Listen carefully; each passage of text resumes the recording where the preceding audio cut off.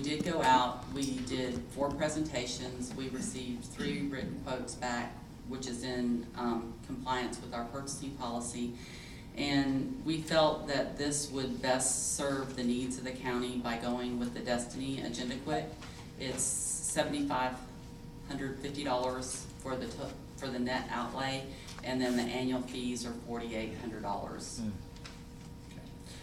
Thank you, Ms. Gould. Additionally, I'd just like to make comment and thank those that started this process, as Ms. Gould said, more than a year ago. And some of the benefits that I think we're going to see from this is streamlining that process on the back end. Again, this item is not to replace or do anything with AV capture, but it's really to formulate the agenda on the front end to make sure that all necessary parties that need to see an item before it actually makes the agenda have seen it, have reviewed it, have provided comment if necessary. It also does a great job of allowing us to designate materials as either confidential or attorney-client privileged or things of that nature, which is going to help us get to an end goal of some things we've talked about being able to have a full packet that the public can see. But in doing the process, we want to be sure to mark items appropriately as either confidential or privileged, so that those items aren't part of the public packet but are part of the private packet as necessary for the Commissioners Court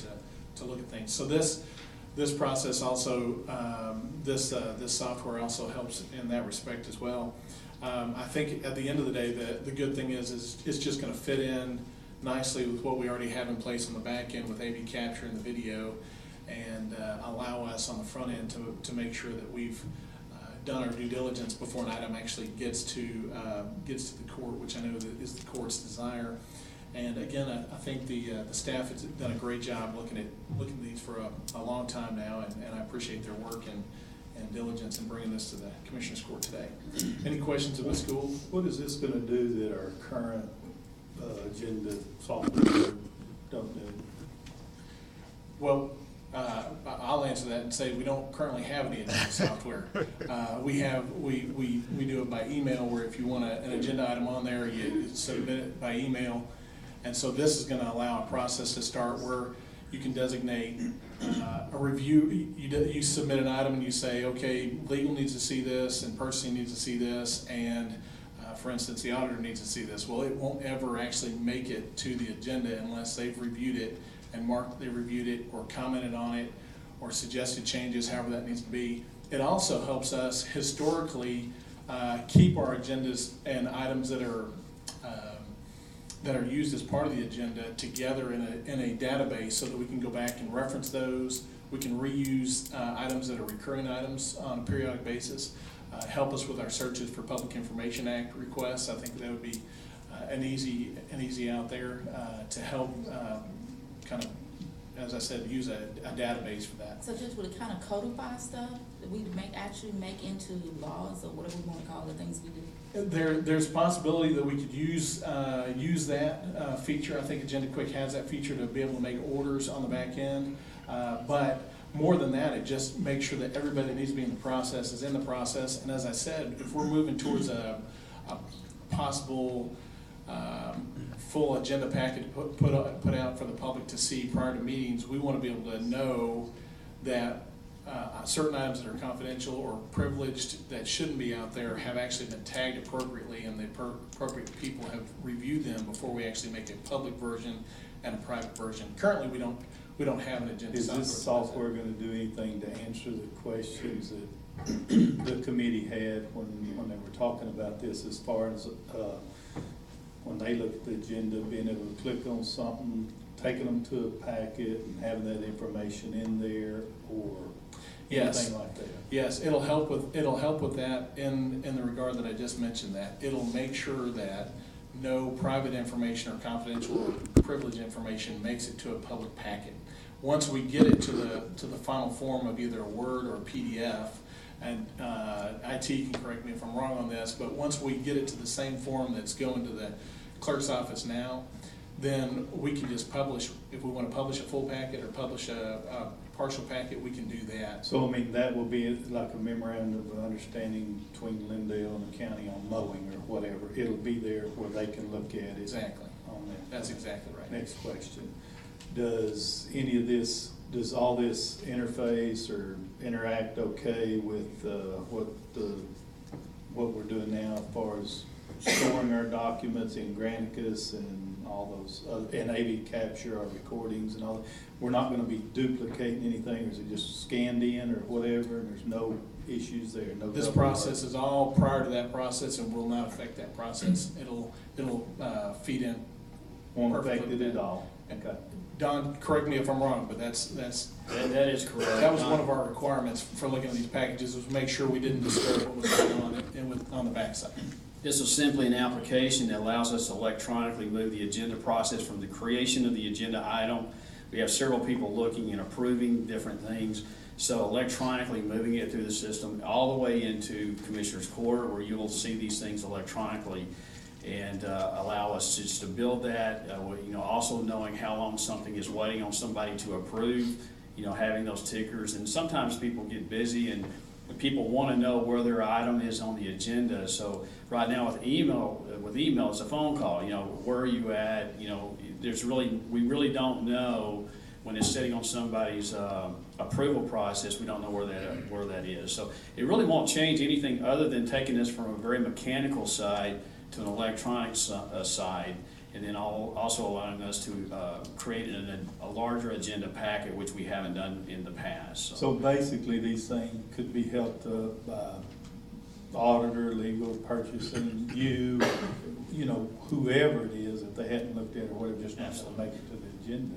Absolutely, and while before it gets to the agenda itself, you want these folks to approve and have looked at those things, and so not to tie up time in court for review or information, asking people for information where they haven't seen something. So also the stakeholders, the person inputting the item into the agenda, has the ability to see where their item is, when it's going to be on court, what we're waiting on. There may be some items tied up in legal or in HR in different areas. So it's just electronically moving it quickly. You'll be in the process where this starts from the start, beginning to finish. Okay. You said the person that input, who's handling this and where does it start? So right now, the person that handles that is Nicole in the Commissioner's Court. She'll input that data. Now, we will have the ability for other individuals to input or create agenda items. Often, we have purchasing, auditors, county administrators, they'll input information. So they'll build the agenda item, and then that agenda item automatically gets forwarded to the appropriate people electronically. You also get a notification back that said, hey, you've inputted this information, now these people have it electronically. They basically log into the system, and then they can do whatever is necessary from their perspective, and then that moves to the next person. It can actually go out to all the individuals at the same time that need to approve something, and then there's more collaboration electronically going on. So you may have legal working on something and purchasing working on the same item. They don't have to wait for legal to finish. We can be working on it. Purchasing can be working on it. So we believe it's going to expedite the process of getting items from our county employees into the agenda process quicker, and then also allow us. One of the other items is constituents have asked for is publishing that agenda packet sooner. So I believe this will electronically move that through quicker and allow us to potentially then publish those packets sooner, so it'll allow the public more time to review the information prior to court. But Don, won't that depend on the people that are reviewing it? Because right now, we set Tuesday afternoon, and then we still don't get it till like Friday. It will, but understand today the process is a very paper push process through email. So there are going to be alerts coming to you that, hey, you've got an agenda, an item on an agenda. You've got, we know that we have a certain amount of time to do that. Now there may be some process changes that need to take place for us to move that time up quicker. I believe it'll electronically allow us to do things much more expediently in court. I think it sounds like a win-win for everybody. I like that. A question for you, Judge. You said that as far as searches and public record requests and stuff, is this going to be searched through this thing here, or through the county clerk? Or Well, I'm just adding that that's an additional benefit. That wasn't a primary benefit that we were looking at, but as an added benefit because of the historical nature of being able to use this as a database. If we needed to search out a document, you could do it both ways. Because I know that this is, reading here that you know, there's a charge for data usage and everything, so actually our stuff is gonna be stored outside of Smith County, is that right? Yeah, well, it's gonna be stored, so one of the items that we wanted to preserve was our existing relationship with AV Capture. We didn't feel like it was prudent for the court to, or for the county to move into trying to do a complete overhaul of our video system, which, you know, it's taken us a while to get where we are. So the process really will be the electronic build of that agenda, and then it will be created, it will be moved into a Word or PDF format, and that will still be hosted by AV Capture as it is today. So you'll still go to one place and see what the point of that is, to be able to see the video and the agenda and the packet information in one place, be able to click on an item, anywhere in the agenda, be able to see the video for that particular item on the agenda. So what our county clerk does for us will continue, nothing changes. Now, there is an electronic storage piece of this, which gives us Commissioner's Court, not the public, but the Commissioner's Court, to be able to go back and look at previous agendas. As far as the county clerk is concerned, those agendas will still be filed as they've normally been filed and kept in the normal Granicus way that they've always been done. So. One more question. You said $7,500, Kim, basically. I come up with a little over, or around 10,000 for the, was you not including the training or whatever on the price, or? We did not include the training of any of the vendors on the price. So, we're gonna do the training, or?